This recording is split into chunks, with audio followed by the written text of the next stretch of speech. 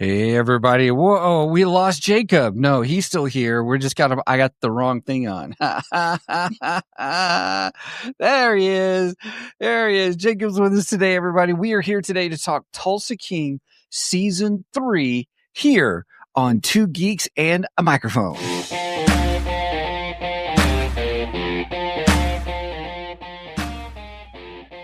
Welcome to the Two Geeks and a Microphone podcast, your one-stop shop for television, movie, video games, comic books, book reviews, and more. Now, without further ado, here's Steven and Mike.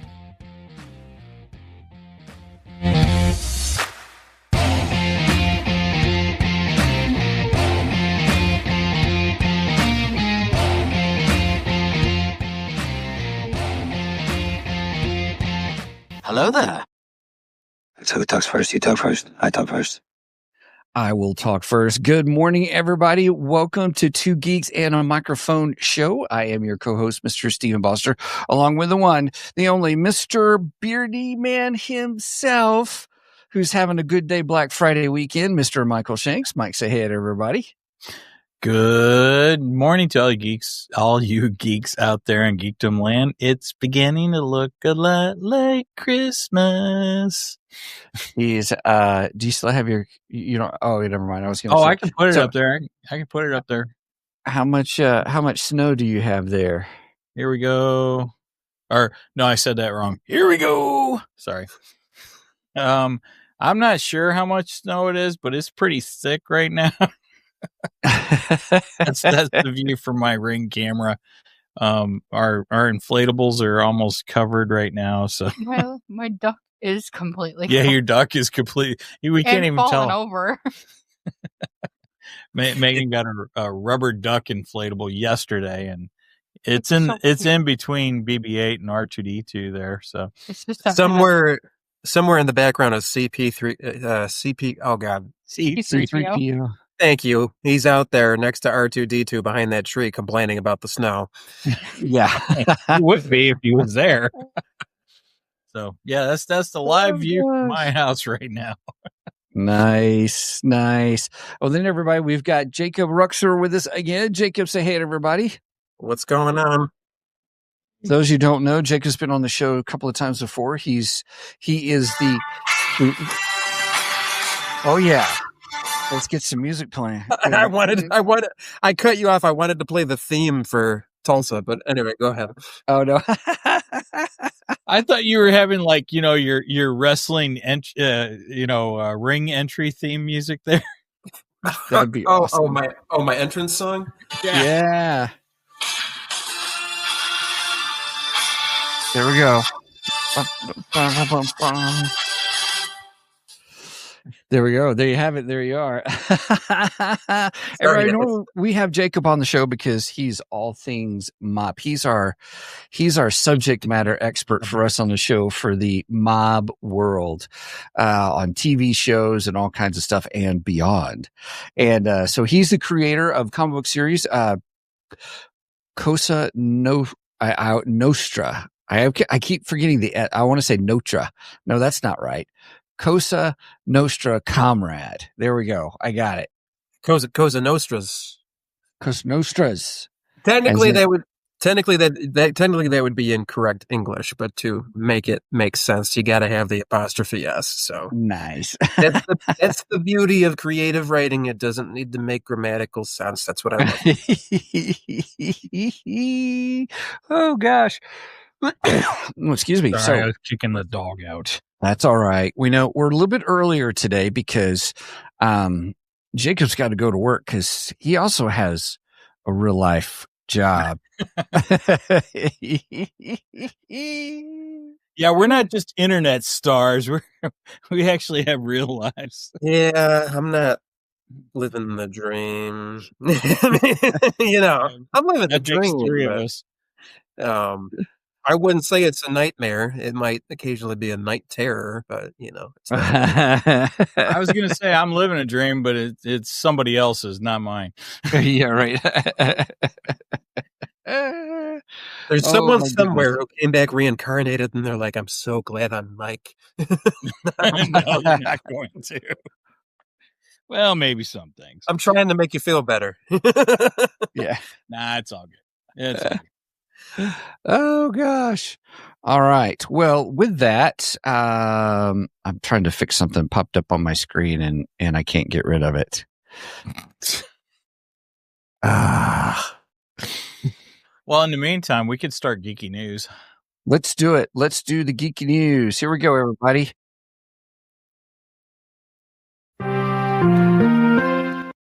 All right. We're talking geeky news. You want to switch over to the other screen, Steven? Yeah, I'm doing. There you go. We'll go. Sweet. All right. So I do have a little bit of geeky news. As you know, some of our listeners know that DC's been doing these absolute versions of all the DC characters over the last, 2 years. I think it started. They started out with absolute Batman. They did absolute Superman. They did absolute Wonder Woman. So they did the DC Trinity. And then they've went off into other characters such as the Green Lantern, the Flash. I can't think of who else, but they've done numerous of them. However, now DC is announcing one of the most anticipated DC characters of all time confirmed to join the Absolute Universe. And I'm excited because it's none other than the mercenary himself, Deathstroke. Yeah. Absolute Okay. Deathstroke. Now, I don't know if he's just getting introduced as a Batman villain or is he coming in on his own, and get his own book to start with. I hope he gets his own absolute book because that one I'm going to have to get for sure. We all know Deathstroke is next to Batman. Deathstroke's my favorite DC character. So, yes, I am very, very excited about this news. What's the theme of Absolute Batman? Like, why is it called Absolute Batman? Okay, I just started reading Absolute Batman. We could jump over into Geekdar and we'll talk about that a little bit then. Oh, okay. Well, everybody, okay. Go with the radar, sir. What's wrong with it? I've lost the bleeps, I've lost the sweeps, and I've lost the creeps. The what? The what? And the what? You know, the bleeps. The sweeps. And the creeps. That's not all. Oh, I can't wait for the sequel. That never gets old. No, Never gets old. I love it. Since the geeky news kind of blended into my Geekdar today. Yes. Somebody was kind enough since I've been a little short cash lately, my comic book collecting has kind of been put on hold.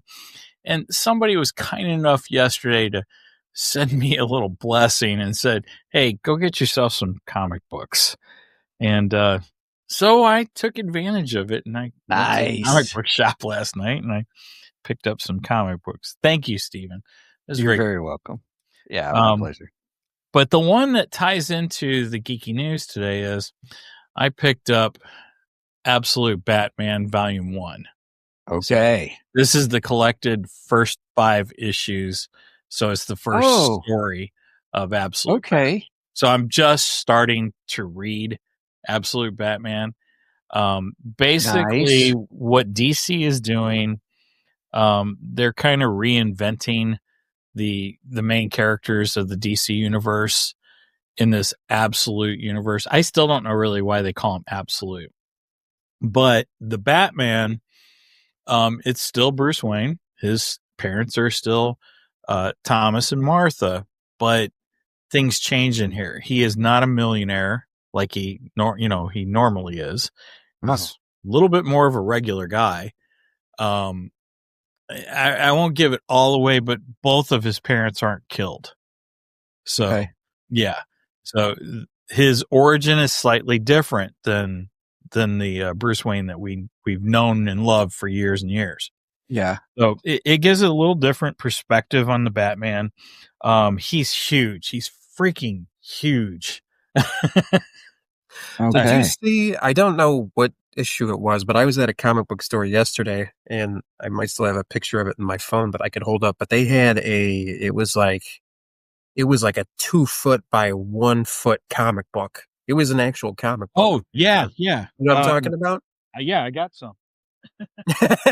But they had a foil and the original. Whoa. I might 2 still- by 1? You're Oh. talking about these. Oh, it was bigger. It was like Oh, okay. Yeah, I think some of the first issues that they've come out lately, they've even made bigger ones than these. These they call the treasury editions, and as you can see, it's bigger than my head. It's a big one. Wow. And I have 2 of these. They're cool books. But anyway. So I'm kind of just getting into the absolute Batman, and I'm learning about it. Steve and I think maybe we should do an episode on absolute Batman. Oh, I think okay. it's worth it. Is it on DC Infinite?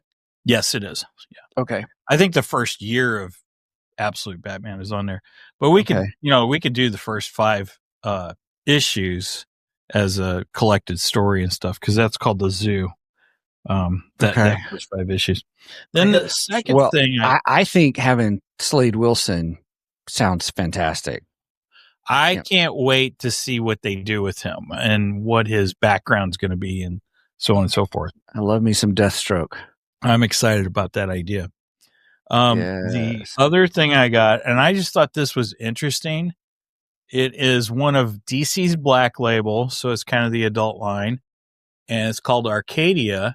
And it has Batman, Green Arrow, and The Question. Huh. And I was intrigued. So I was like, okay, I'm going to pick that up, Yeah. Since somebody gifted me a little extra cash. That's right, by golly. That's what it's meant to be. And then the other one, since I couldn't get it the other day, I decided, oh crap, I got to pick it up. I got one of the alternate covers of Batman Deadpool. And it's the spoof. Oh, it's the one where he's holding Deadpool? Yes. That's funny. That looks so good. It's the spoof of the death of Supergirl. And if you look closely, Batman is laughing maniacally. I love it. I absolutely love it. That's a good one. It's funny. You're not the only one who went to the comic book store last night. And so I added to my stack that I haven't been reading. Oh, yeah? What'd you get? This is your Geek Jar. I'm probably going to mispronounce this, but this looked interesting. You know what? Oh, shoot. There we go. Deluge? Yeah. So I guess it takes place in a woman's prison, and they have a flood, but a bunch of monsters come with it, apparently. Ooh. And then the store owner said, he's like, if you're into that stuff, he was like, take this one too. I guess it's supposed to be similar. I don't know what it's about. And who's I think the publisher on those? They're new. They're called Ignition Press. Oh, I haven't heard of them. Press. And then I got a dark horse here, Devil on My Shoulder. Oh, okay. Cool. I think I've been spending too much time with Joffrey. I'm like in the horror genre here. And then and everybody, that's another show friend, Joffrey Cotton. Yeah. He's also part of creators. He's also the co-writer on my comic, and I'm also under his publishing company, Kingdom Comics, for my comic. And then I saw this, and this is from the Spawn universe, so it's from Image. Okay. It's called I Saw Santa, and if you look, you can see like a plate of like ears and eyeballs there. I don't know if you can. It's fuzzy. No, it fuzzed out. You know what? Hang on. That's Jacob's adjusting his camera. That's right, because we want to see the plates of eyeballs that Santa's eating. Just kidding. There you go. It's got eyeballs and the fruit punch there. And the picture's got like blood and eyeballs in it. Interesting. I saw Santa. A Spawn Universe title. Nice. So I don't know. We'll see what happens there. Yeah. So, Steven, you got any geek jar? No, well, no, not really, because I've been. The only thing we did was we started watching because we finished. My wife and I love Tulsa King season 3, so I'm excited about talking about it. But we watched it as soon as we could on Sunday night, and so then we started watching the Expendables on Peacock. So Nice. we've watched one. We've watched the first one. We started 2 nights ago, and then we finished it and watched the second one last night. So it's kind of like an Expendables weekend. So because I haven't seen 4, I've seen 1, 2, and 3, but I have not seen the 4th one, the Expendables. I think I've only seen the first. I don't think I'm trying to get my. Sylvester Stallone kick. Sylvester Stallone fix in. Yeah. No, wait a minute. Is Sylvester? Is he in the Expendables? Yeah. He wrote and directed the first one. Okay, that's right. I couldn't remember if it's him or Arnold. I forget. I'd forgotten which one. Okay. Yeah. Well, the only other geek dar I have. So we watched the first 2 episodes of season 3. I think it's season 3 of Stranger Things. Or is it season 5? No, 5. Did you guys lose me? I don't know. We did for a moment. Yeah, but you're back. We've been losing Megan too. She's popping in and out. Something's going on. But yeah, we started watching the first 2 episodes of season 5 of Stranger Things. Good start so far. I'm sure we'll probably talk about season 5. Yeah, we I guess I did have Geek Dark because we binged it on. Oh, did you watch all the episodes? We've watched all 4 so far. Nice. Yeah. Okay. And let me tell you, the ending of 4 is fantabulous. And you're like, wait a minute, I have to wait till Christmas. The ending of episode 4. Oh, okay. Okay. Sorry. Episode 4 of season 5 is great. Is it? Okay. And you really want the rest of it. So, because I guess 3 more episodes come out Christmas, and then the last episode New Year's. Nice. Oh, that'll be nice. I like that idea. Are either of the two of you James Bond fans? Yeah, buddy. The first James Bond video game is being released in March as the first time in 14 years. Oh, wow. I heard it's also like his beginning, his 00 journey kind of a thing. It's called 007 First Light. So he gets promoted from being a commander in the Navy to a spy. So it'll be interesting. It's either going to be really good or really horrible because that's usually how it goes. Yes. Yeah. Yeah. I hope it's a repeat of GoldenEye. We'll never have another GoldenEye. Yeah. I don't think. Yeah. For those who want to play, go ahead. Sorry. I was going to say, any of those who want to play a really good game, it's worth buying a Nintendo 64, finding one, and then finding the GoldenEye cartridge. It's worth it. It's a fabulous game. You could get an emulator of the Nintendo 64 and play. If you have a Nintendo Switch and you subscribe to Nintendo, you can actually play GoldenEye from your Switch. Oh, really? Using the internet. So they have it on there, and like Zelda Ocarina of Time and some other games as well. Wow. Switch 1 or Switch 2? I think you can do it on both, just as long as you have the online Nintendo subscription. So they got a plethora of like the most popular games on there. They change some of them in and out, but GoldenEye's always on there. Nice. Yeah. Okay. And here I am playing Atari games. Right. And I'm not kidding either. I did have one last geek dar. Just got to get. Oh, yes. Go ahead. Go right on. How about them Cowboys? Oh, gosh. So, Jacob, we're Chiefs fans because we're originally from Kansas City and we moved up to Montana. And so the Chiefs played the Cowboys for Thanksgiving. It was Cowboys versus Indians on Thanksgiving. How classic. Yes. And the we lost. And I was in the middle of the game, and I told, we got beat. And I was telling Kelly, I said, what I said, this is going to be a rough weekend on the show because I guess Mike's going to say something about it. And sure enough, Mike calls right at the end of the game. It gives all kinds of smack, which we deserved. We deserved I it. called and I go, Steven, I'm taking no part. Your phone? No, it was glorious. It was so glorious. Mike, did you call him? Did you call him during the game and like, hey, how's it going? No, he called me after, right at the end. He called me. I called him right. I didn't even talk to Jeff during the game, but then again, I watched the game at my sister-in-law's house. And they don't really watch football, so they don't have the game on. So I'm watching it on my phone the entire time over there. And then we're on our way home, and Brenda's kind of keeping track of the score as we're going home. And then as soon as we get, I don't remember if they won it just before we got home or just after. But either way, we got home, and then I sent out a couple obligatory messages celebrating, and then Brenda goes, Did you message Steven? I said, screw that, I'm calling him. And he did. And when you answered the phone, how did you answer the phone? Were you like, hello? He knew what was happening. Yeah. He knew right away. Good It's good to hear from you. Do you have me on speaker? And he goes, not yet. I put him on speaker, and then so Kelly and Kelly's a bigger football fan than I am. Right. I heard his wife going, I don't want to hear from that evil man. Were those her actual words, or they're just the PG version?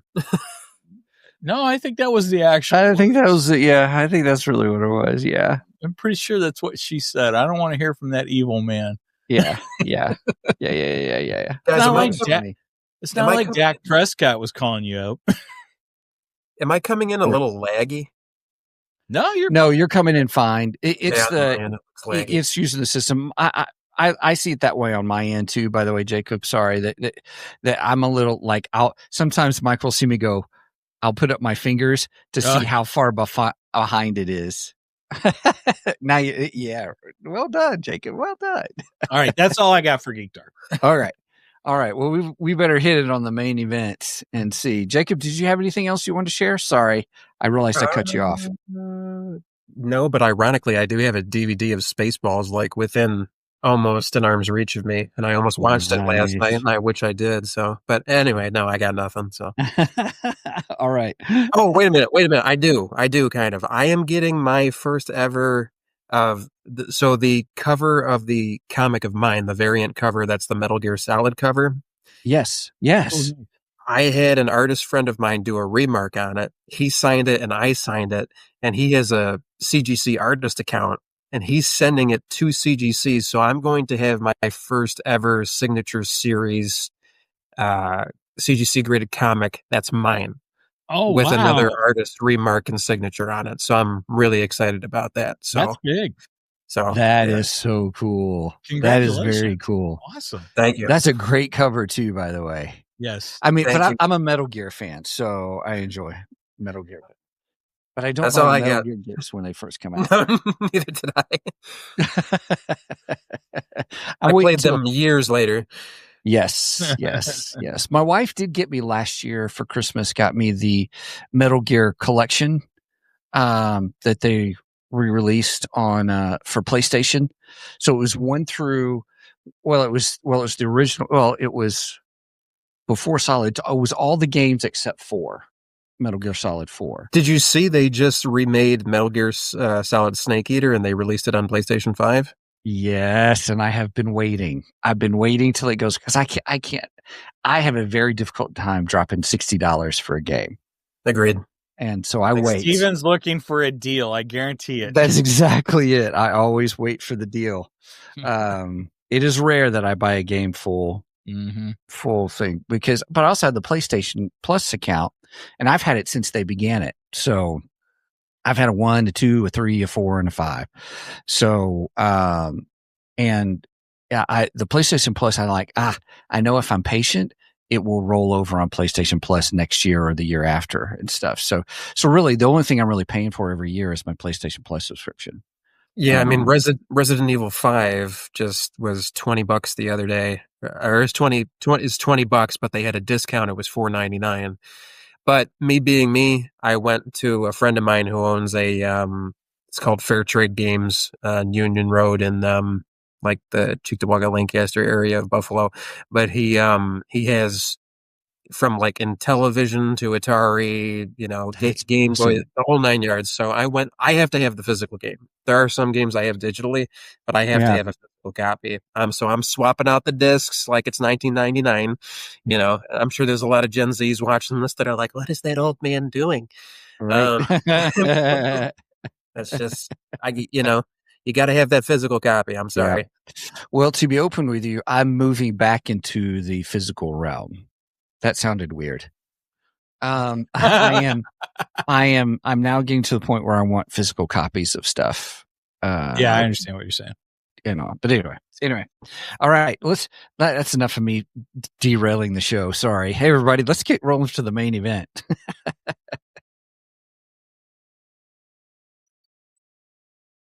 It's time for the main event. All righty then. Everybody, we are talking season 3, Tulsa King. And that's why Jacob's with us. Jacob, I'm so glad that you're with us. It's great having you hang out with us. Thanks for being here. Thank you guys for having me. Yeah.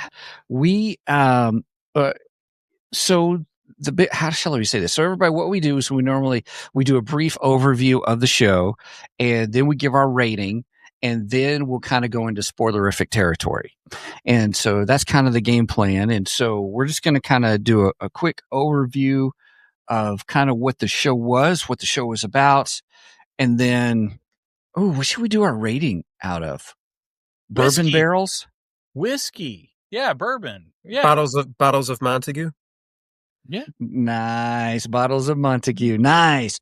Everybody, that's the brand of the bourbon. And let me tell you, just as a bourbon fan, I'm a whiskey bourbon fan myself.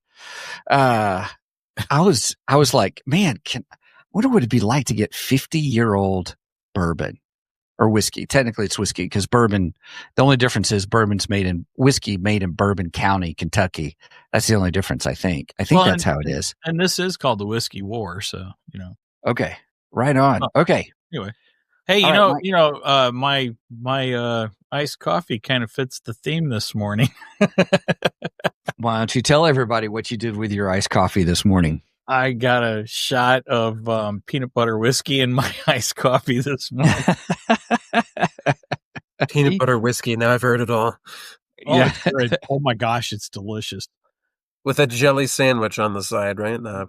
Nice. I didn't even think of that one. That was good. No, but I'll tell you, the peanut butter whiskey, it's good. It's really good. Anyway, I wonder if you did that with chocolate liqueur, and would it be a Reese's treat? Well, I mean, you could put I had it in hot chocolate, so man, it's delicious in hot chocolate. So yeah, that's all good. Okay, what's Mike? What's our overview of the show? Everybody, we got a really cool, fun breakdown. Well, like I said, this is called we're calling this the Whiskey War anyway.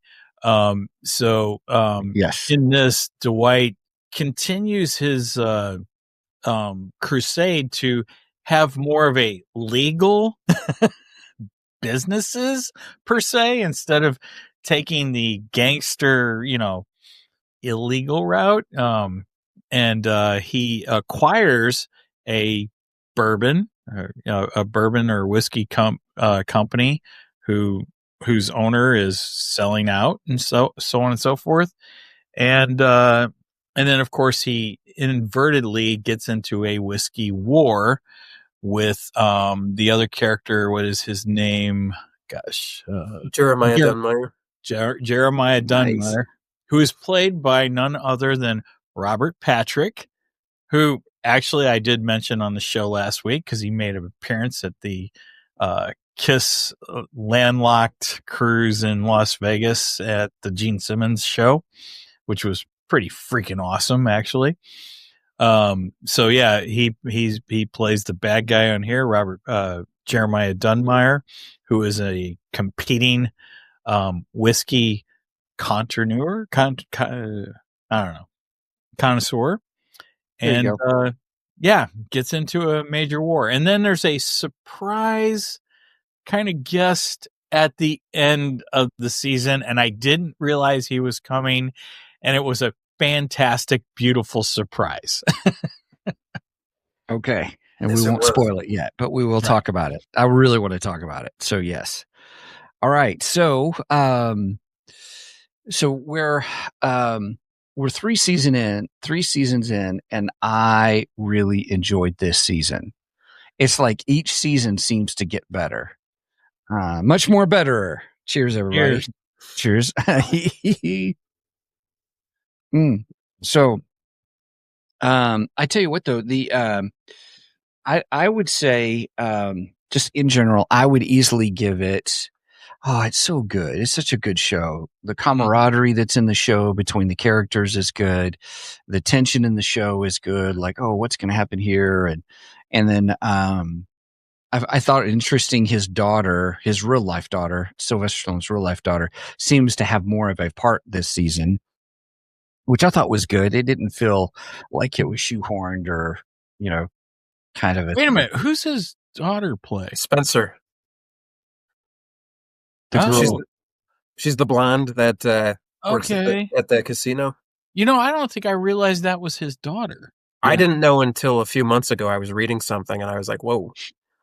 Oh, cool. Thank you for that, Steven. Yeah, she's it's actually not bad. I mean, you got to start somewhere, and I don't think she's all that bad. And I didn't feel like it was integral to the story.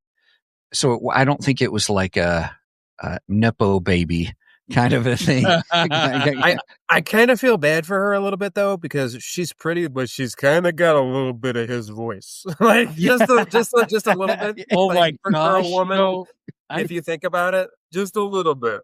Like you say that, now that I know that, now I hear it. Go back and watch a scene of her talking, and you will hear a young Rocky. Like I already hear it in my head. I'm not even watching it. Right. And I'm not even giving her crap because I think she's great. But I mean, she does have, her voice is very distinct. So yeah. No, I thought she did a good job. She did do a good job. She did. And so I would easily, I think I would give it 9 out of 10 barrels of whiskey. Nice. Yeah. It was good. It was worth seeing. You look at season 1, and season 1 was a good intro, and then 2 really developed the story more, but 3 really got into some really good stuff. Oh, Brenda gives it a 9.8. And then she says, that's her intimidating voice. And she gave it a CGC, like perfect grade there. Like, yeah, there you go. All right, I'll let Jacob give his score, and then I'll do mine last. Okay. I'm a little torn just because I don't know. I'm gonna say 9 barrels of whiskey. Okay. Okay. Why are you torn? Or you want to give it more, or you want to give it less, or I kind of want to get. Don't get me wrong. It was a great season. The show overall, I give a 10. But just this season, just because it is really a mafia show, and he is, a traditional Italian mafia gangster. I know he's in Tulsa, yada yada. I guess I'm being a little biased because it's not like 100% like Italian mafia. So I'd probably give it like a 9.5. But it was just Really? a little bit different. So, I know they got to adjust to the enemies of the area, so. Oh, sure. So it's not going to be, it's not going to be Anthony Soprano from down in 54th Street. It's going to be Jeremiah Dunmire. You know what I mean? What did you think about the interaction then, how it played with Silent Ray? Silent Ray? Oh, Quiet Ray? Quiet Ray. Excuse me. Thank you. Yeah, Quiet Ray. I like that they're keeping New York involved. They have to. It's a mafia show. They have to somehow keep the real mafia involved. There's a lot going on. I don't want to say too much yet because we're still at the beginning phase of this. Yeah. But did you think it portrayed that side of it well? The New York mafia side well? As much as they could and as much as was needed. I thought any more of it would have been too much because I think they're probably trying to set the stage for season 4. So we'll probably see a lot more of New York in season 4, I think. And Kansas City as well. Yeah. Yeah. Okay, so you think they're heading back to New York in a way? No. I just mean that the traditional mobsters or gangsters are going to be more involved in the show in the next coming season. Yeah, we'll talk about it in spoiler territory because you're right. Now that you say that, Jacob, I'm like, they are kind of setting up for more New York to come down to. See, I kind of got the feeling they were setting up more for the South, where they're transitioning out of New York because he is trying to get himself away from the gangster life. You know what I mean? So, but it's following him. Well, true. Yes. I'll give you that. I'll give you that. That's true. Yeah. So, my take is, I felt the first couple episodes were a little slow. It took me a little bit to get back into it. I mean, I thought it was great. It was just like, it just felt a little slow in the beginning. And then it just started to, just plummet through and it was fantastic the rest of the way. Yeah. So with that being said, I'm going to give it 8.5 whiskey barrels. Okay. And half fell on top of an inspector's head. I see what you did there. See what I did there? Yeah, that didn't turn out the way they wanted it to, did You're it? right. No, it sure didn't. Yeah, that didn't exactly go as planned. Yeah, I was like, oh my goodness, when that happened. That was kind of awesome, though. I just meant to scare him. Is that what Bigfoot said? I knew he said something funny. Yeah, and then, I just meant to scare him. I love Bigfoot. He's so I funny. love Bigfoot. Yes. Yeah, that's really good. Awesome character. All right. We're going to move into spoiler. So we're probably average 9 then. So 9 is kind of our average. Yeah, I'd say so. Give me 2 seconds. I'm just going to grab a drink, guys. Absolutely. Go for it. Yes. Awesome. Absolutely. So we are going into spoileristic territory. Spoileristic. That's new. I say spoilerific, but spoileristic isn't a good one too. I like that. I got tongue tied. That's all good. It's all good. Oh, all right. She's back now. We can't say anything. Oh, no, I'm messing with you, Jacob. I'm messing with you. I could hear you guys coming out of my. Okay. We're informing the New York bosses about you. That's all. That's what it is. Well, they got a lot to be concerned about. All right. So like we said, Dwight discovers a stash of 50-year-old bourbon, and it's worth millions of dollars. You had a point, Stephen. What would a shot of 50-year-old bourbon, what would that be like? What would a... Well, for $5,000, you can find out. Right?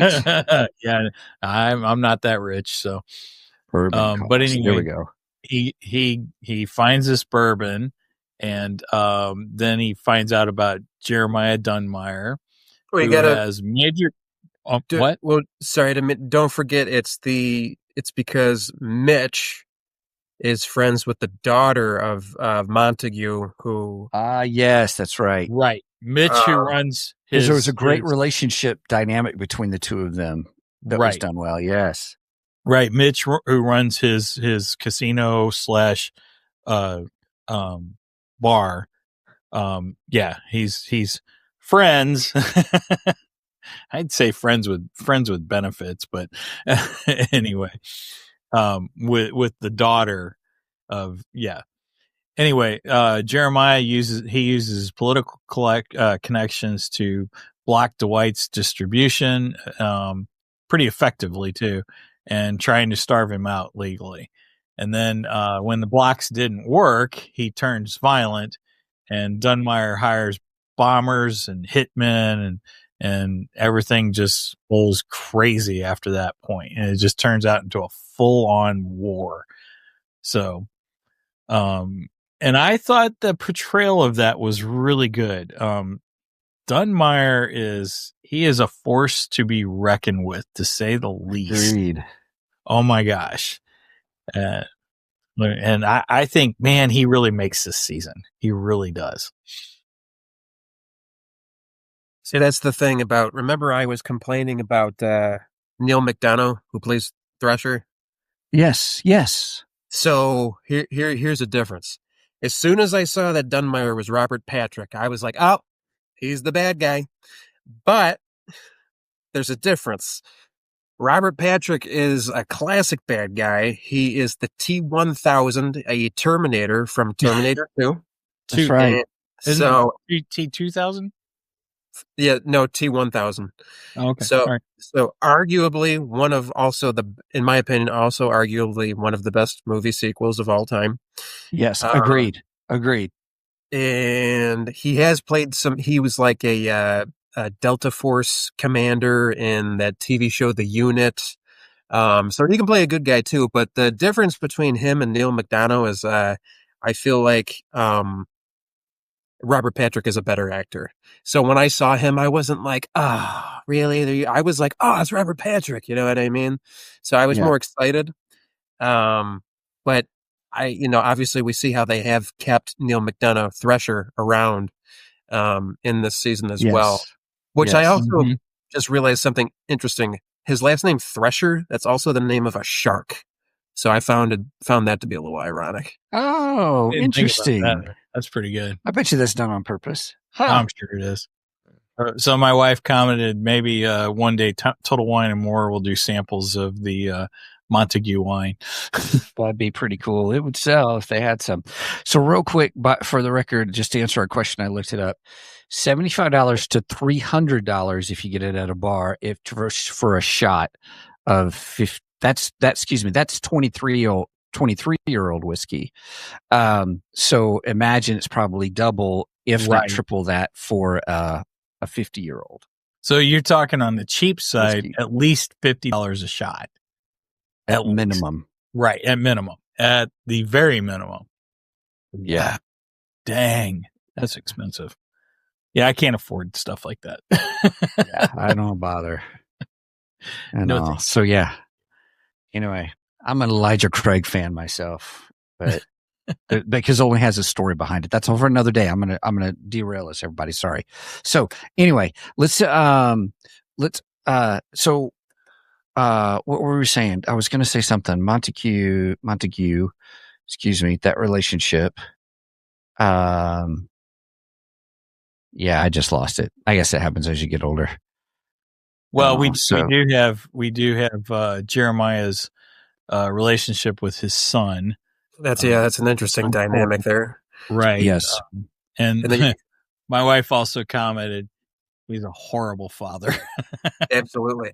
Oh, also remember we were making bets and you guys didn't think it was going to be the FBI and I said it was that kidnapped Dwight at the end of season 2. Yeah. Okay. Yeah. Yeah. Oh, which is played by Kevin Pollak, who is also awesome.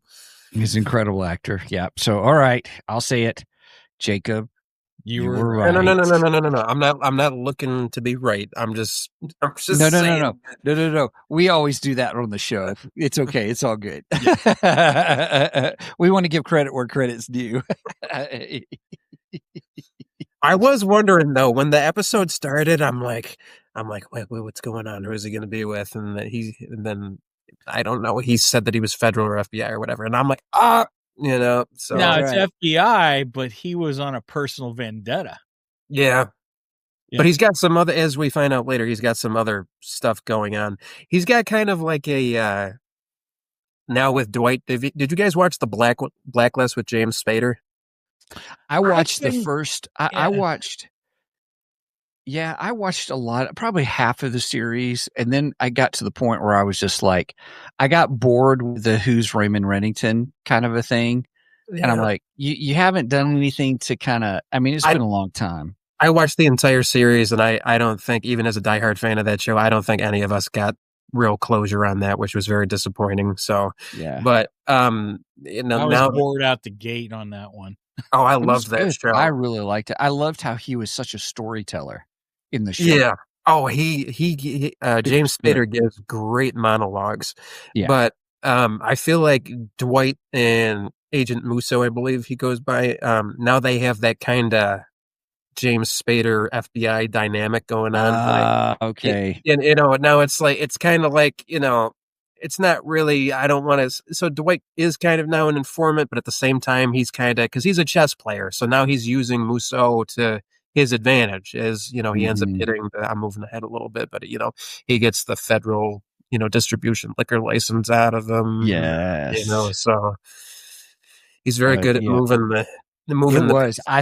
It was a great strategy that you didn't see coming, but how he's like, hey, you want this list? You want this info? I got you all the information you need. You want this? You give me federal liquor license. Yo. That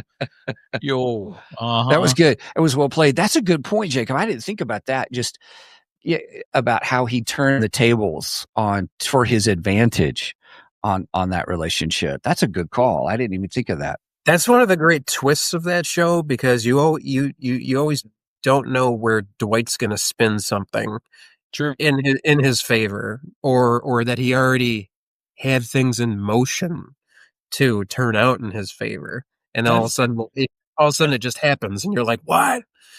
But you see how it could have occurred, though. It's not like you just throw in a mulligan or whatever, those kind of things, and it's like, well, how did we get here? No, you're like, oh yeah, now I see how we got there and what we needed. So you're correct. Yeah, it was kind of like at the beginning, things were not looking good for Dwight whatsoever, and you had no idea where this was going to go. And like you said, Jacob, he turns the tables, and well, let's put it this way: everything comes up Dwight by the end of it, And I got to say, I loved the ending of the season. It was fantastic. It was one of the best endings yet. Did you guys notice I noticed his lapel right off the bat, the 5-star, because he's his nickname's the General. I was like, you gotta be kidding me. I was like, all right. Played that up in one of the episodes. Well, who was it? Was it what's his face? His right hand man. I think he gave it to him, didn't he? Goody? I thought Dwight was just wearing it. I don't know. I don't know. I don't remember if we got it, to be open with you. I remember seeing somebody gave it to him. Oh, sorry, I didn't mean to cut you off. No, you're good. You're good. Go ahead. But you know why I think they did that, though? Not just for the effect of his nickname, but when he goes to see Deacon, he sees that American flag lapel, so it gives him a reason to replace the lapel for a short period of time. Yeah. So I think they kind of used that, but at the same time, I thought it was cool. I thought it was a little overkill, but at the same time, it was cool. I'm like, you got to be kidding me. I'm like, he's taking his nickname way too far right now. Oh, I don't mind the overkill. I like it. Yeah. I mean, it's a TV show. Speaking of overkill, my favorite part of the whole season was the introduction of Samuel L. Jackson. Yes, that was awesome. As a hitman, as the best, kind of a thing. I mean, I was like, I said, this is going to be good. And then when he walks into the bar and sits down to have a talk with him, I was like, that's ballsy. What are they doing? Then you find out more. Yeah, when he sat down, I'm like, when they introduced him doing a hit, and then he sat down with Quiet Ray, I was like, he's going to send him to Oklahoma, Yeah. But then it turns out that he and Dwight knew each other from prison. And he saved his life, right? Right. Yep. And so he kind of owed Dwight. And so you kind of got this feeling, oh, no, he ain't going to take Dwight out. And no, hell no, he joins Dwight. And it was fabulous the way he joined him. I loved it. And I like how they find out that they sent 2 hitmen down there with Vince to take out I can't remember Samuel L. Jackson's name in the show. They sent 2 hitmen down there to take him out, and then him and Dwight go in back to the hotel that Samuel was staying at, and then His Samuel's name is room. Russell Lee Washington Jr. Oh, he calls Okay. him Lee. Thank you. Yeah. So his hotel room's in the middle, and then there's 2 rooms to the side where the 2 Italian guys are, and then the 2 of them go back up there at the same time, kick the doors in, kill the 2. Dwight takes the one out, and Lee takes the other one out. And then he looks at him. He's like, "Did I hear 2 shots?" Yeah. Yeah. That's great how they're busting each other's balls and stuff. Yes. I loved it. Well, what was even better was when they kind of went to war with Jeremiah, and they bust into Jeremiah's home, and I mean, full out automatic weapons and everything. And Lee is going through just picking people off, and he's like, "Man, this is easy. I like this." The best line. I tried to figure out like what the best line was. Oh, I don't think we heard a mother effer from Samuel, which is unusual. If we did, it went over my head. But after they have that gunfight, Samuel Jackson comes outside and he takes off his mask. He sees the 2 guys and he's like, "Ooh, runners! Keep going, and then pop, pop." And then he laughs and he goes, "I'll take the bear on the top shelf, please." You know, like he's at a shooting thing at the fair or something. Oh gosh, yeah. Yep, I commented on that right after he said the line too. That was probably my favorite line in the entire season. Also, I do believe he said his iconic MF. I can't remember. I think he did, because as soon as they introduced him, I looked at Brenda and I says, "All right, Sam's got to say it. I mean, it's what he does, and this show he can." So I think he did. I just don't remember where it was said. He had to have because he doesn't not say it unless if it's like like the Avengers or something. Well, it's Sam Jackson. I mean, he has to. He's known for that. Ever since Pulp Fiction, that's like his. Heck, I'm surprised he didn't do it in Star Wars. I bet he wanted to. I bet you, right? He wanted to. I heard the lightsaber oh God, I can't speak today. His lightsaber color of purple, I guess he requested that. Like, he did. I heard that, yeah. He did. And Mark Hamill made a joke about that, because Mark Hamill, when he claimed that when he found out that Mace Windu got a purple lightsaber, he's like, "Well, how does Mace get a purple lightsaber?" And then he goes, "Oh, that's right. He's Sam Jackson. Sam Jackson gets whatever he wants." Sorry, Mark. Right. Exactly. Sorry. Sam outweighs you in stardom. Yep. Yeah, I'm pretty sure he's been in over 100 movies. Oh, that's probably an easy number. Yeah. Yeah. Wow. I just saw a thing yesterday. This is a side note, derailing us because we're talking about Sam Jackson. That scene where Sam Jackson's got the lightsaber, he's taking on the Emperor and stuff. Their Star Wars Theory did a thing where George Lucas talked about the reality of that scene, of what it was and what it was meant to be. It's really good. So if you find it, it's really worth seeing, because he talks about the motivations and stuff behind it, and really what's happening. It's that Sam Jackson character gave into fear because it was about control. That's why the courts, remember when he was going to kill the Emperor, he was giving into it. And then he talked about how Anakin was giving into his fear of losing his wife. And so at that moment, that's why you see how the Emperor, Ian McDermott, how he's acting that scene. I never understood it quite, but it made more sense the way where he was almost like smiling when he was like, that scene where he's smiling at what's occurred. He's now realized that these 2 people, the best of the Jedi and the chosen one, have fallen into the Sith category, kind of a thing, but the way they're thinking and stuff. Anyway, really good clip. Ultimate Star Wars power. Right. Yeah. And so he realized he had won at that point. And then, but anyway, so yeah. I do have qualms with that. When I watched that when I was a little kid, I'm going to be 34 next month. I was a little kid when that movie came out. I don't know. I was like between You 12 and still 13. are a kid. I don't feel that way, but thank you. When Samuel Jackson died, I'm like, you can't kill Samuel Jackson. I'm like, what? Well, Right. Sam swears he's not dead. He swears Mace is not dead. Oh, okay. There's a lot of fan theories out there that Mace Windu never died. Or that he's going to make some kind of return and that somewhere there's a crazed Mace Windu who's missing a hand who wants revenge. See, they should have made that movie PG-13, and as he fell, he should have been like, because I guess when it's PG-13, you're allowed to say it's either one or two F-bombs in a movie, so they could have got away with it. I mean, it probably would have flopped, but George Lucas isn't going to allow that. No, that movie would have been shunned. Yeah, that's true. It's for kids. That's funny. I can visualize that. So someone's got to do a fan edit of that. That would be awesome.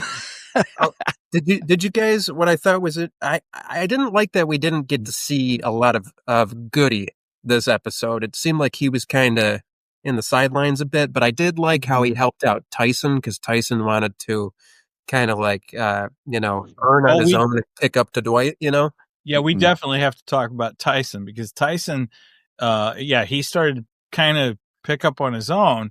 But the thing is, Dwight is trying to go legit. And what is Tyson doing?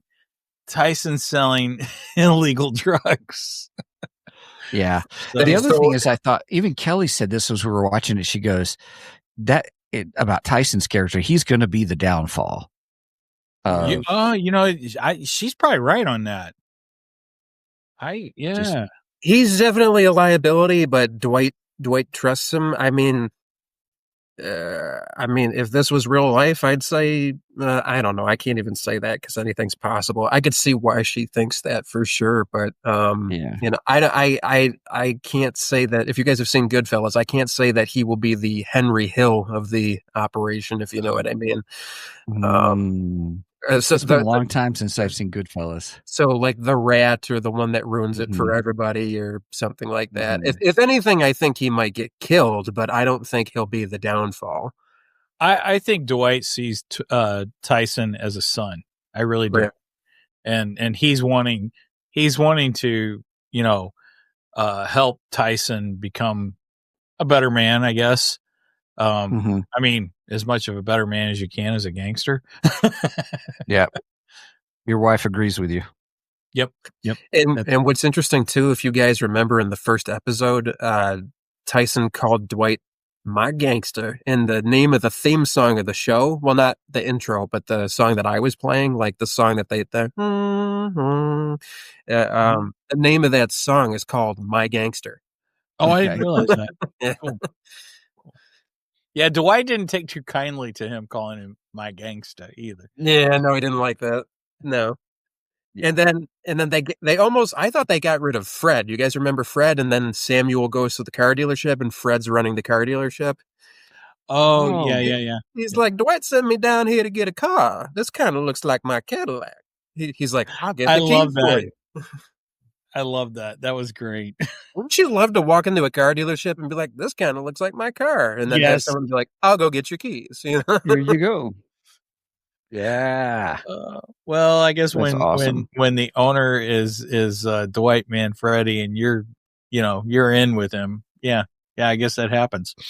I mean, that's a flex move. I mean, there's a Chevy dealer right down the street that has a really nice Corvette that like isn't an everyday one that you would see. It almost looks like a Lamborghini. I'd love to walk in there and be like, this looks like my car. And they're going to go, sure, you want to fill out the loan work? And then I shut the door and see, well, here's the thing, right? Like, let me talk to your manager. So what you're telling me is the next time you appear in the show, we're going to be calling you in prison, right? So guys, I did it. I went to the car dealership. We only got 20 minutes for the show, the Zoom call. Special prep. No, that would be cool. Now, imagine having that kind of power or flack or money that you just walk into a place and you're like, I'm taking this. And they're like, okay. Have fun. Enjoy. Dwight sent me. Right. Right. What did you guys think? One of the things I did not like about the show, or I wondered about the show, was Armand. Like all of a sudden he's gone, and then they throw him in as like, oh, he killed himself kind of a thing. I was like, oh, I wonder if he got another job and he went to that job, or you know what I'm saying? That he just killed off the character. Right. So I have some theories on that.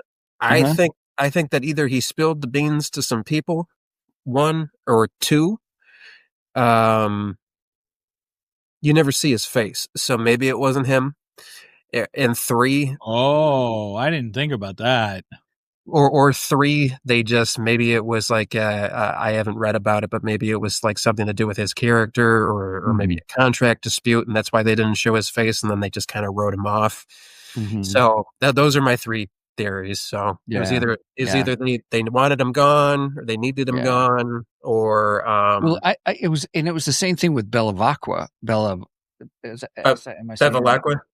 Yeah, because I mean, I enjoy that's Frank Grillo, and I enjoy Frank Grillo. In anything that he's in, he's kind of fun. My favorite recent movie of his was Boss Level, a Hulu movie and stuff, which was really good. So I got to thinking, I wonder if he's not in this season as much because he had another gig, but he's coming back fourth season. Well, and I think they're gearing up to bring him back in probably as sort of the big bad, because we have Les in New York now to be the big bad. And then you took out Jeremiah, because Jeremiah was only the big bad for this season.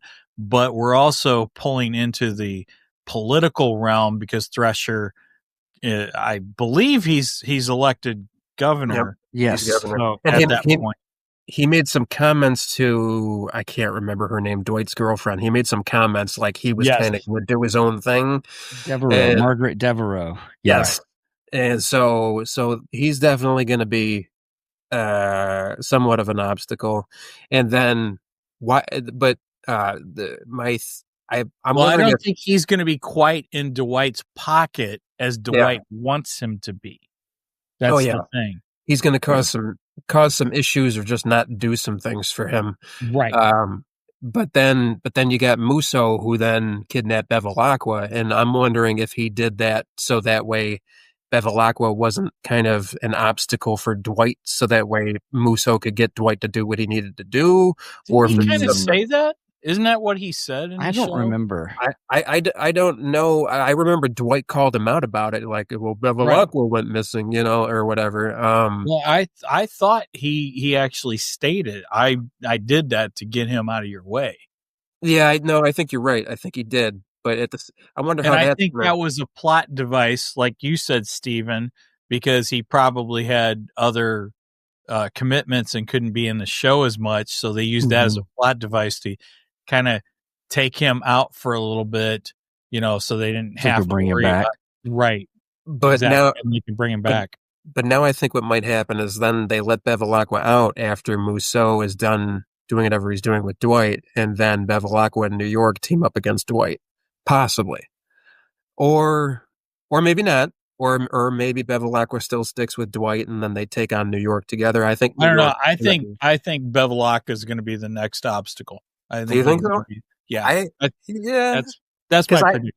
I think you're right, because I think I hate to admit that for some reason. I think, and it's not because you're right. It's because I don't want Bevilacqua and Dwight to not get along, but I feel like they got to keep New York involved in the show somewhat, so they can't Well, they can't. I totally get what you're saying. I just don't trust Bevilacqua. Oh yeah.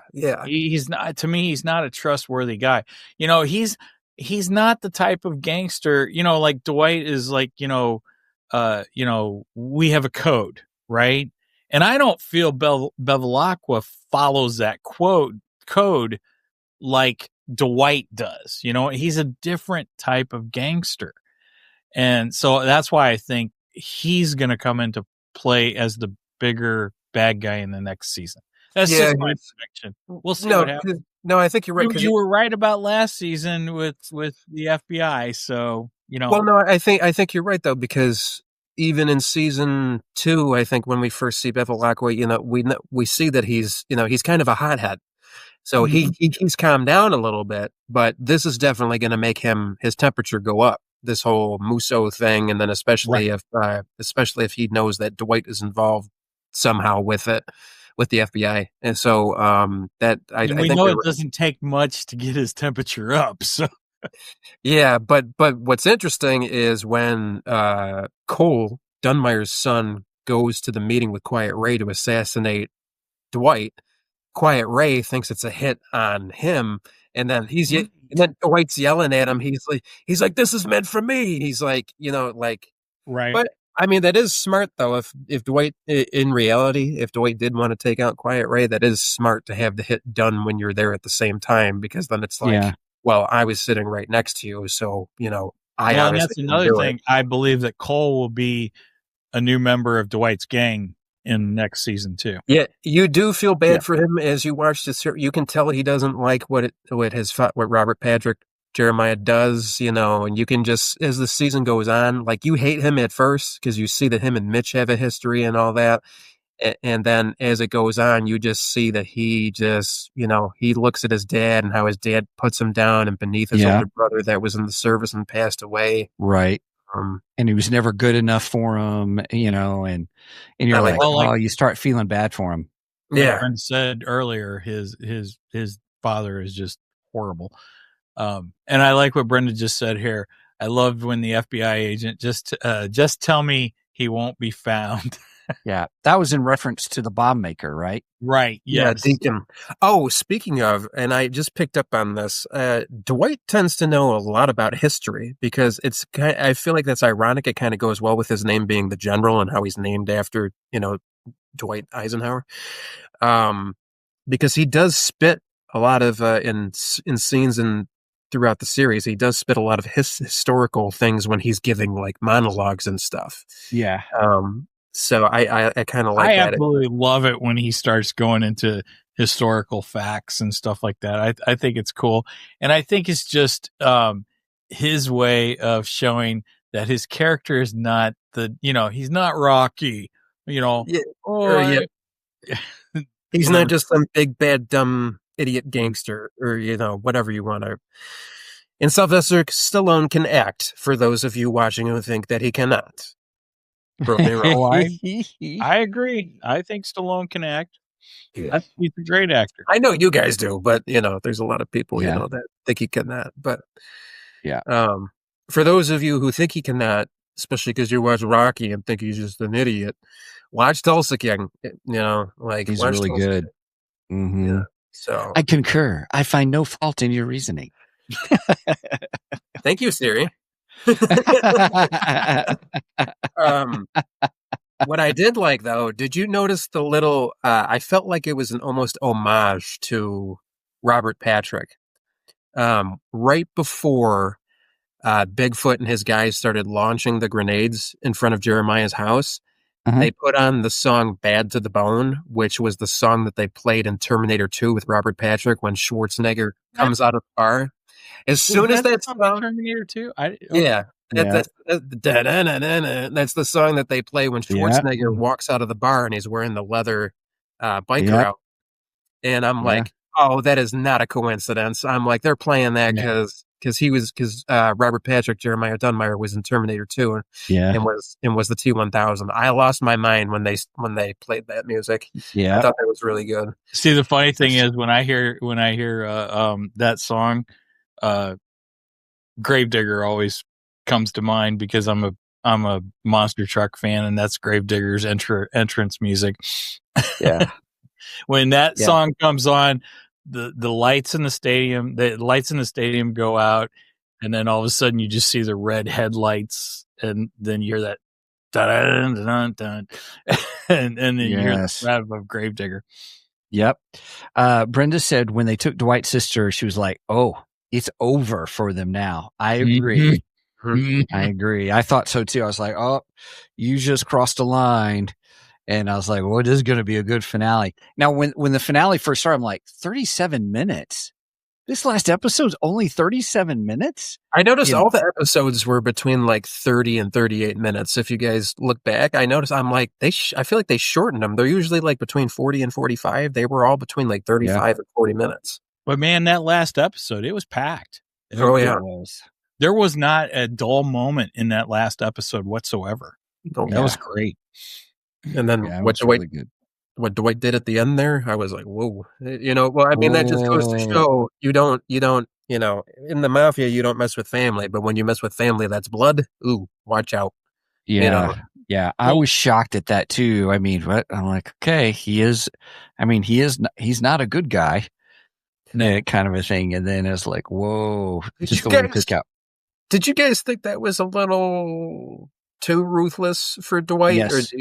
Yeah. I did. I feel like he kind of, I don't want to say understood it. Right. Yeah. Agreed. But it was kind of beneath him to be that excessive.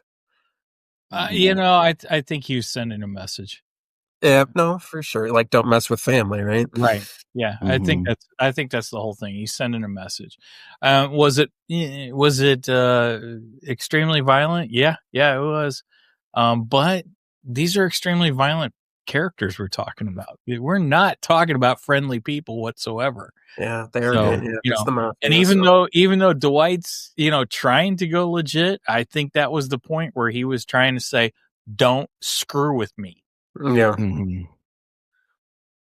Yep. 100%. Yep. Pre-prison Dwight. I don't know. That's interesting. I don't know if that would be the case or not, because remember he did the mercy kill because he didn't want the one guy to. The reason he did all the time was the one guy got handcuffed and the place was on fire, and so he shot him as a mercy kill. That was a mercy killing. I agree. And if you remember, Mousseau said that he was actually an informant, and he actually had a grudge against Dwight because he thinks Dwight took him out because he found out he was an informant. And when Dwight's like, no, he was going to burn to death, and I ended his potential suffering before he did.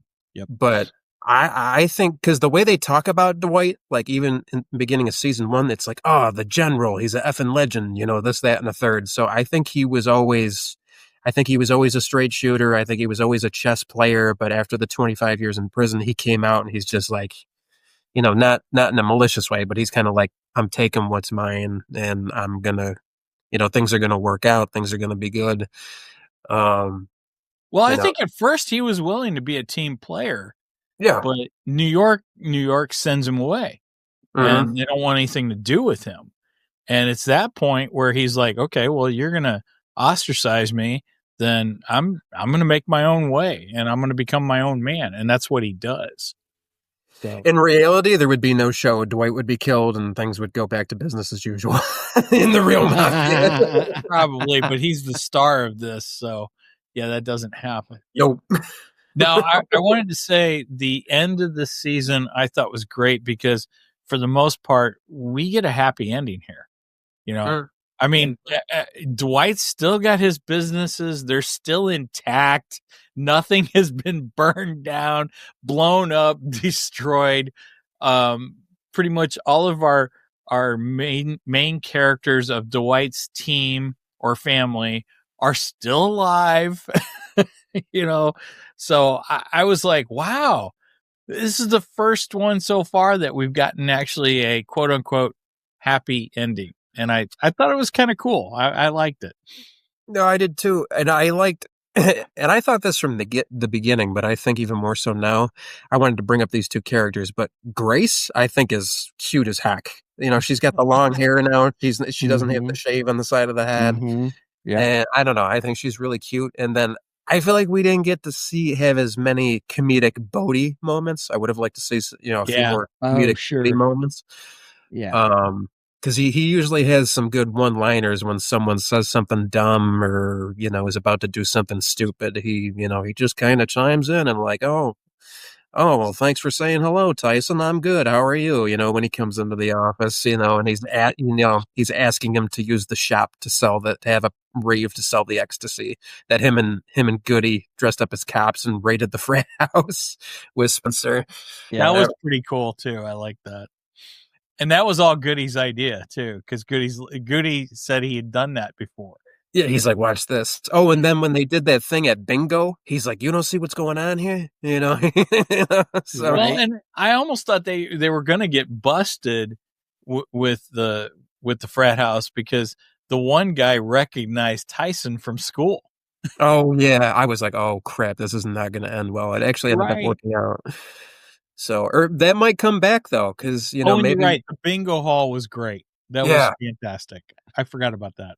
They figured out who the guy was who was like gonna win, and then they make a scene, and then I think Goody grabs his card and switches it, and then he's like bingo, and it's like you got to pay up because he's the real winner. Yeah. So that was.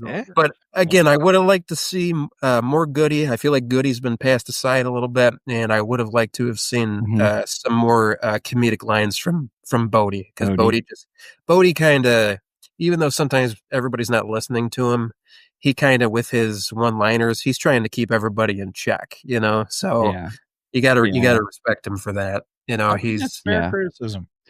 Yeah, it seemed like with some characters who had major parts there were important parts, but they weren't on the screen as much as they had been in the past.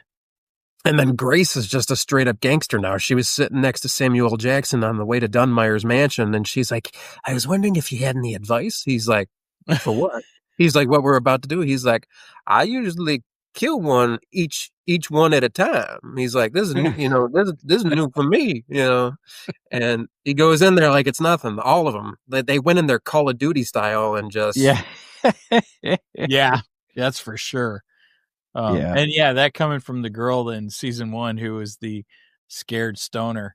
Oh yeah, remember she's like, you're giving me bad anxiety, and now she's like this gung ho chick with pistols and automatic weapons, and she's almost a total different character than she was from season 1. I think they were gonna take her character in a different direction, and they were like, no, it's like no, she's always got like that brown pistol belt with the revolver on it. I don't know if you noticed that. I was like, I don't know. She and then the tattoos. I'm sorry. I'm kind of enthralled at the moment. And Stallone's daughter, who plays Spencer, she's a babe too. But I think I'm wondering what they're going to do with Cole Dunmire though. Like, I wonder if is he going to be a problem? Is he going to become part of Dwight's operation? Is he just going to magically disappear into the ether? I think Cole joins the gang. You think so? I think he prediction. Cole joins the gang. I mean, where else does he have to go? Well, I think he's either going to join the gang or start his own gang, one of the two. Well, and I think it would be beneficial because he probably has contacts that his father had now, which would be beneficial to Dwight. Right. And Dwight's going to take advantage of that.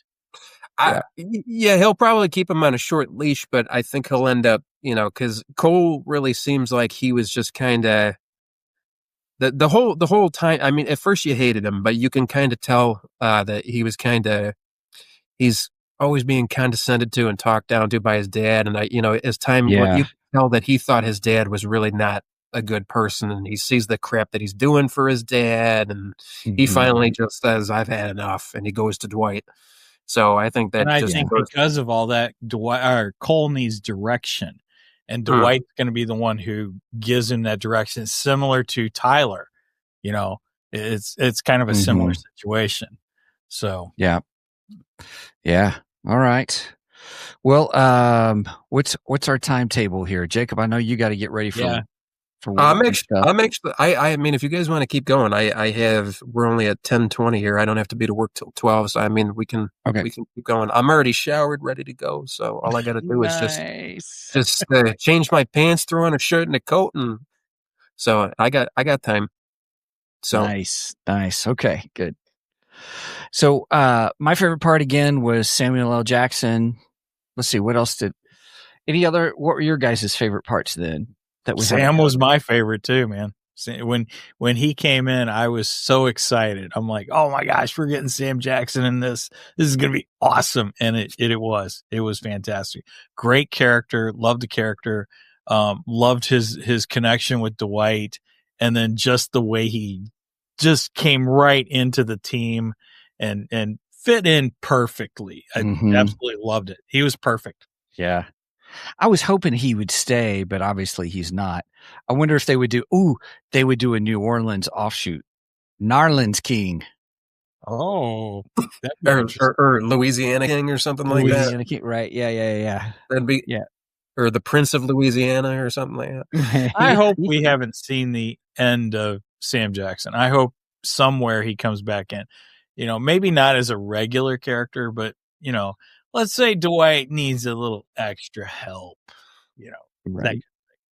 Would be really good is if they got like something happens with Quiet Ray and then they convince Joe Pesci to do one episode where he's like more powerful than Quiet Ray, and I don't know, that'd be real cool because that would be kind of fun.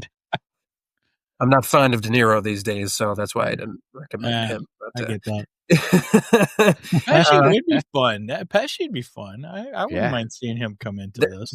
But they had to talk him into doing The Irishman because he didn't even want to do that. So like Scorsese and De Niro had to talk him into doing The Irishman. I don't know if you guys saw that one. So I haven't seen it. I know what you're talking about, but I haven't seen it. Yeah.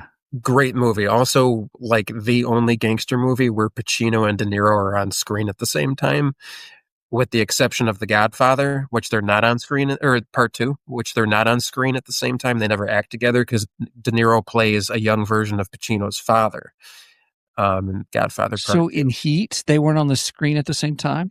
They were only on the screen at the same time when they were at the diner, when they met face to face, and then at the end when they're shooting at each other. Okay.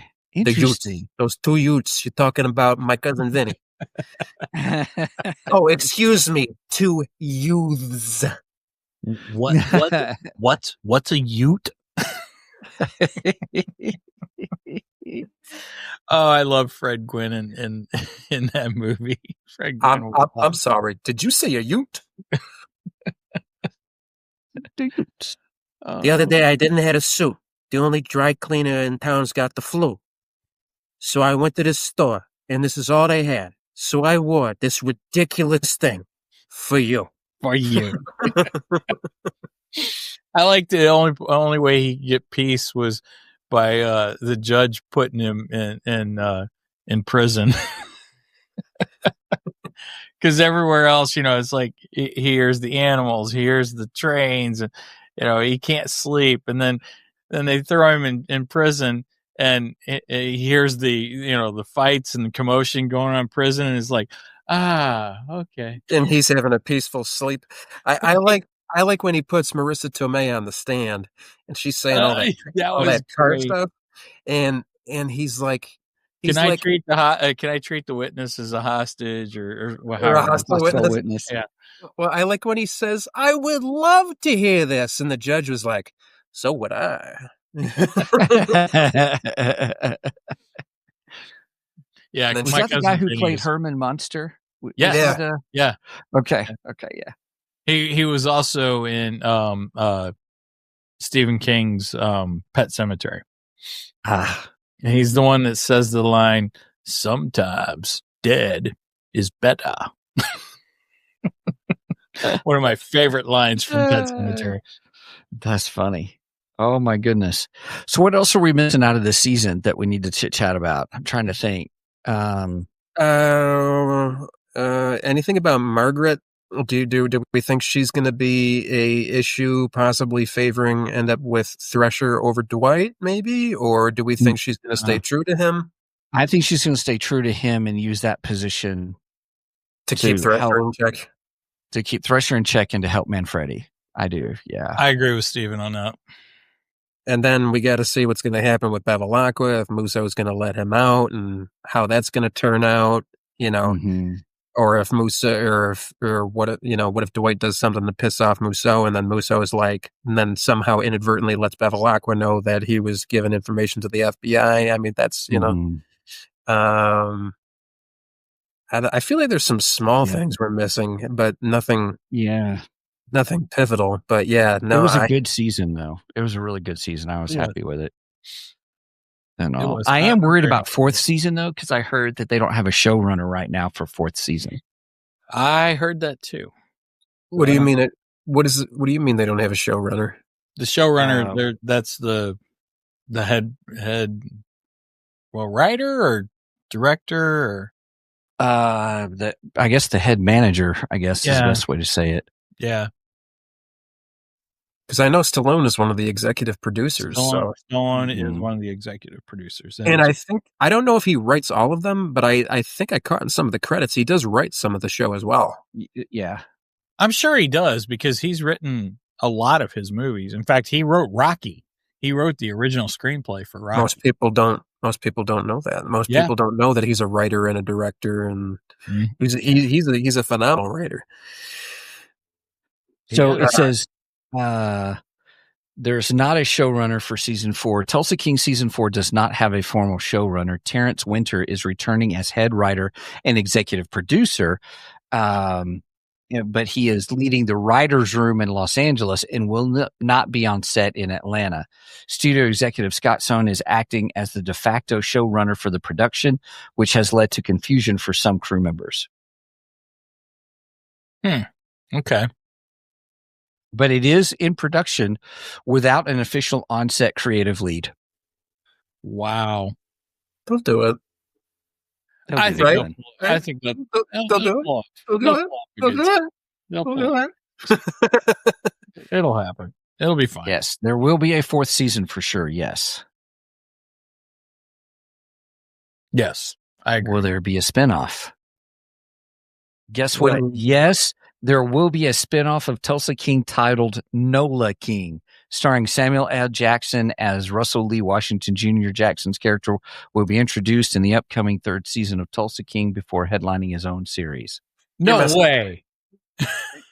You're really? They're going to do it? We were joking about this, and they're going to do it? Yeah.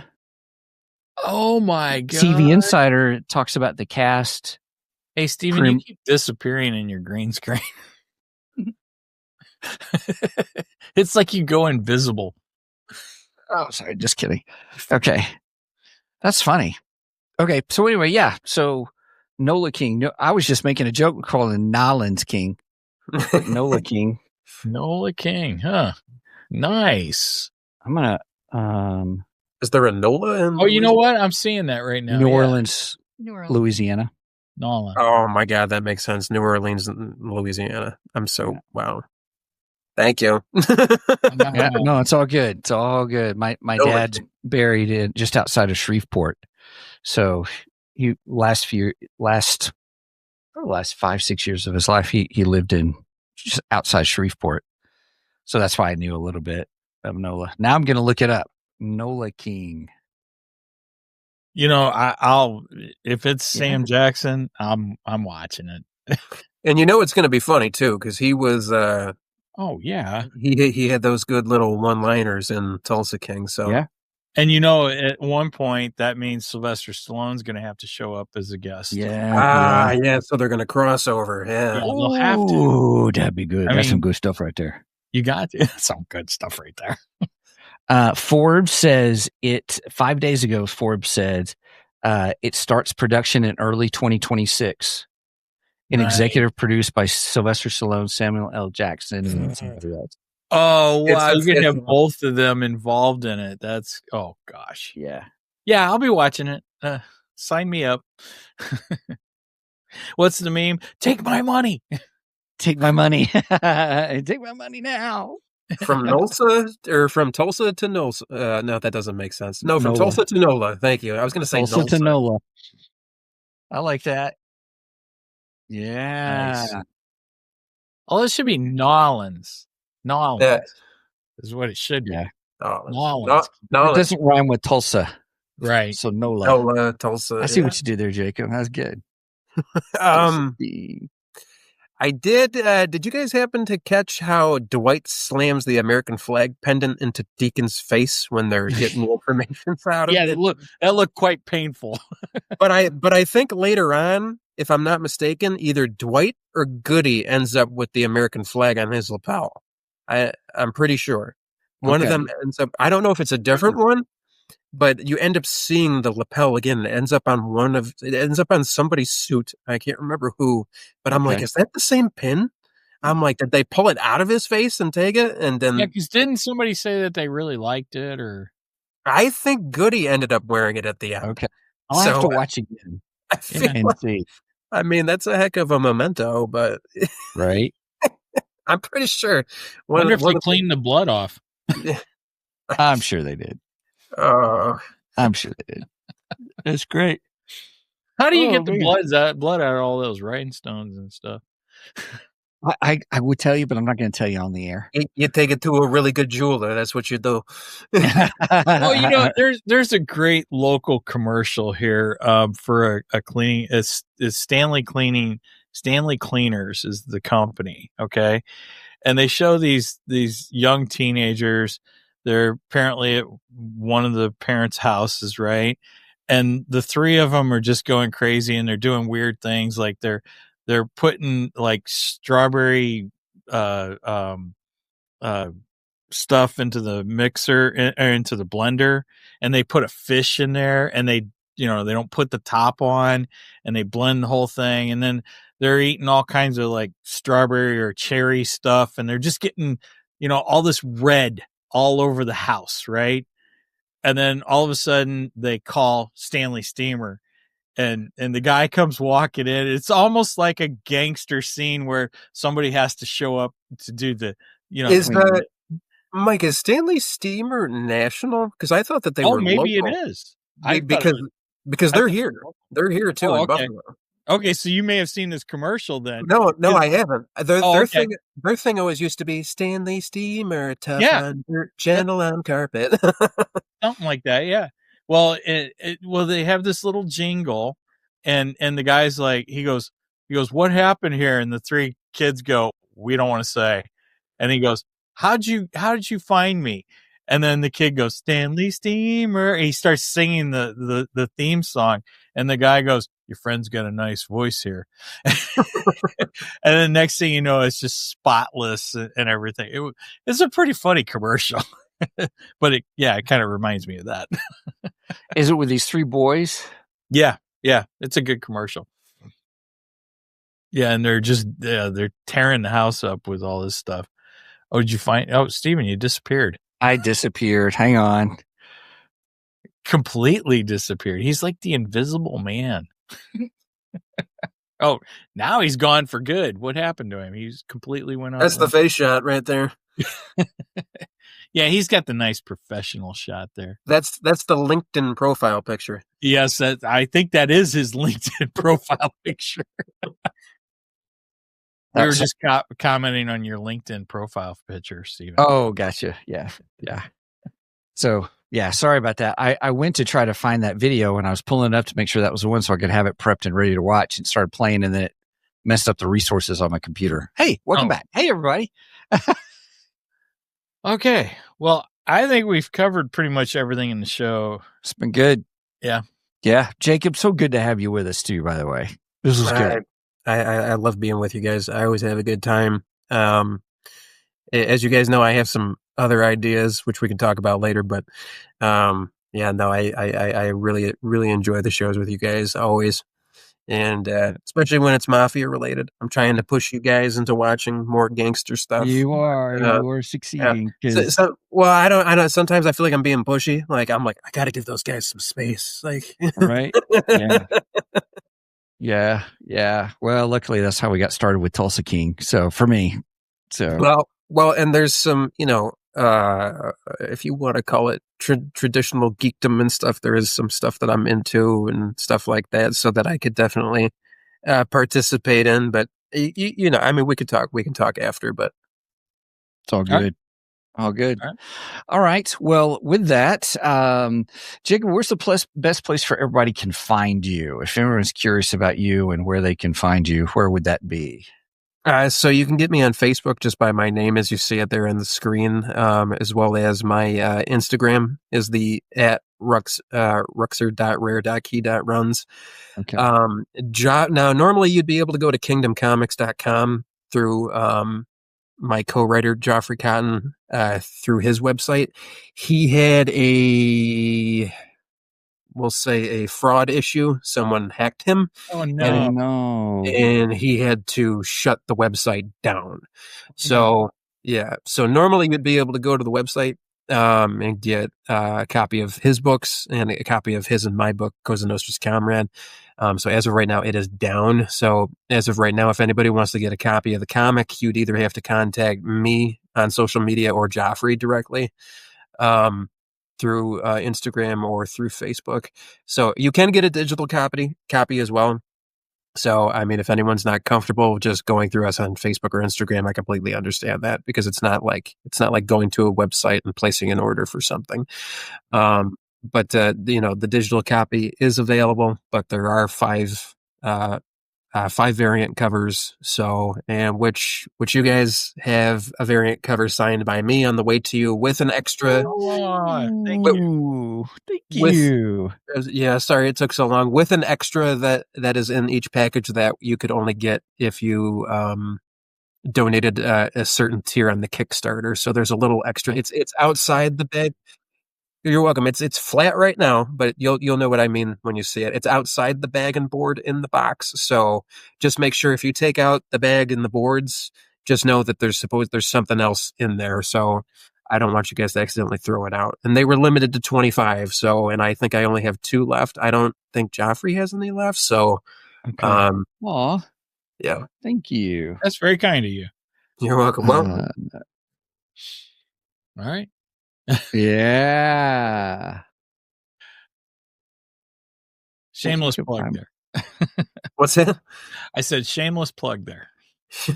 Yeah. Real quick, I'm trying to get to. Sorry, you guys. It's I'm kind of trying like to get. it's kind of like what William Shatner said at the one Comedy Central roast when he was roasting Charlie Sheen, and then he talked about Priceline.com, and he's like, "You see that little plug there? $60 right in the pocket." Something like that. That's awesome. All right, here's- I'm sorry. So the Ruchser Rare Key Runs, that's Instagram, and then Facebook is just Jacob Ruchser. Okay. Yeah, just so you know. Okay, good to know, because I was trying to copy off the Facebook page where it would take you to. So, Oh yeah, well yeah, no, that's there too. so that is RUCHSER if you're trying to find it. That's my last name, Facebook. yeah.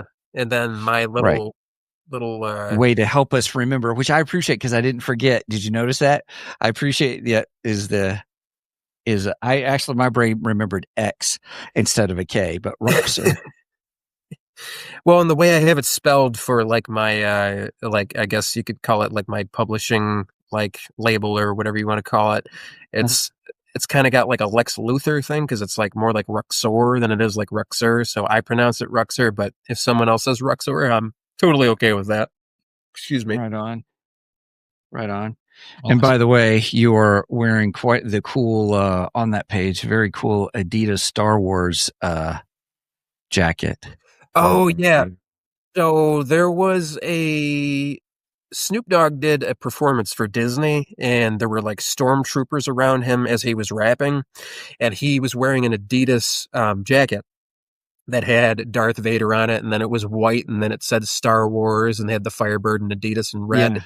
The one I got is not like, well, the bag says it's official Adidas, but if you look at the stitching of the stripes, because I have an actual black Adidas track jacket, the stitching is not the same, and the stripes are a little bit wider, so I think it's a knockoff.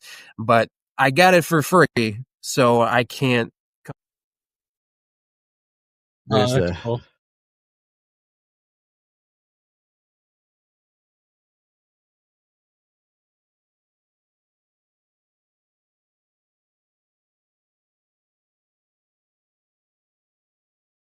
Oh, right. Yes.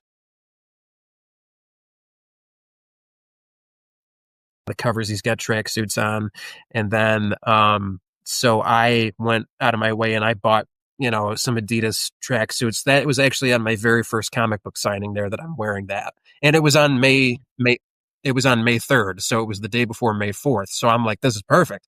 I'm gonna wear this Star Wars Adidas track jacket, it goes with my comic book and it goes with Star Wars right before May the 4th. So, yeah, no, it was perfect. So that was supposed to be $300. I ended up canceling the order, and the guy still shipped me the jacket, and I messaged him. This was like towards the end of last like December. And I messaged him. I'm like, hey, I canceled the order. You gave me my money back, but you still sent me the jacket. And then he messaged me back and he said, Merry Christmas. And I was like, nice. whoa. Nice. So I got that for free because someone made a mistake and then decided to be nice about it. It also makes me think that it is fake and he decided to just be like, you know what, you can keep it, bud. So I'm okay with it. That's awesome. That is awesome. Okay. Well, and let me get back to real quick. So everybody be sure to check out our website, where we have all things Two Geeks. That is, the website this was funny last week. I really had a tough time with this, hitting this button. www.twogeeksmic.com. That's the number 2, GEEKSMIC.com. There you will find our site plus the shows that are coming up. As well as the podcast, as well as get to the merch page, as well as also our Ko-fi page. And our Ko-fi page is well, I guess there is no www, but it's ko-fi.com/2geeks, number 2 GEEKS, or you could look us up 2 Geeks on a Microphone. It'll pop it up. We have a $1 tier, a $2 tier, and a $3 tier, and we enjoy that. And that pays, really, we use that to launder our money from our Tulsa King businesses that we do. I'm just kidding. Soon we'll be branching out to New Orleans, Nolans. But anyway, And no, selling whiskey. It's selling whiskey. That's the other part. So no, I'm just And, kidding. We'll just use. Go ahead. Oh, sorry. No, you're doing your thing. Oh no, it's all good. I was gonna say, and then you can catch me in season 4 of Tulsa King and The Godfather Part 4. No, I'm just kidding. Pacino's way too old for that. Oh, that's funny. Yeah. And if you want to go to our merch page, just directly there, it's www.2geeksmicmerch.com, the number 2 GEEKSMICMERCH.com. Or if you want to reach out to us, the best way to do that is our website email, which is show@2geeksmic.com. Mike does a really good job of keeping that caught up, and he's usually yelling at me to respond to stuff. So he does a good job. So. All right. With that, Mike, anything else we need to finish up today on? All right. And speaking of yelling at Steven, please make sure and follow us on the socials where you can yell at Steven if you'd like to, make a complaint, so on and so forth. We are active on Instagram, Facebook, Twitter, or X, whatever you want to call it. And then, of course, we go live every week on YouTube, Facebook, Rumble, and Twitch. And then you can get all the information on that on our Facebook page, where I like to try and post funny memes or informations about going live. And speaking of going live, we go live every Saturday morning. Well, usually every Saturday morning at 9 a.m. Central Standard Time. You do the math on the rest because I don't like math. And Jacob's hiding his face because we're early because of him today. We wanted to. It was our choice. I appreciate that, by the way, guys. And I have to ask a question because it didn't come up. Steven. Yeah. Were there any, how do I want to word this? Were any Steven skips performed during the watching of season 3? I didn't even ask. 0. Nice. 0 Steven skips. Wow, that's a great question. Yes. No Steven skips. No Steven skips. Yeah. And even a couple of times I had to rewind to watch again some of the scenes in the last episode. Our friends, I did too. Our friends Jeff and Zig used our Steven skip again in a recent episode of theirs too, by the way. All's fair in love and podcasting. So, all right. Yes. So, anything else? Final words, funny anecdotes. I did actually rewatch 3 times the scene where they hit Robert Patrick Dunmire's house this morning, just so you guys know. I was like, yeah, it's just, I don't know. It just gives you this fuzzy feeling for some reason when they go in. It is great. I love it. All right. With that said, Please do not Steven skip this episode because we are much more better than the rest. Cheers. Cheers.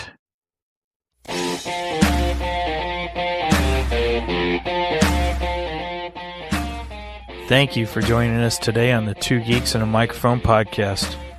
Tune in next week when we will have more news and reviews.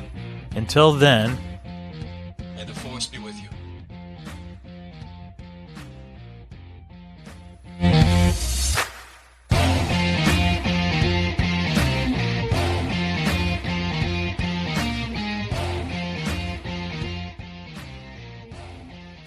Let me have the big teddy bear on the top row, please.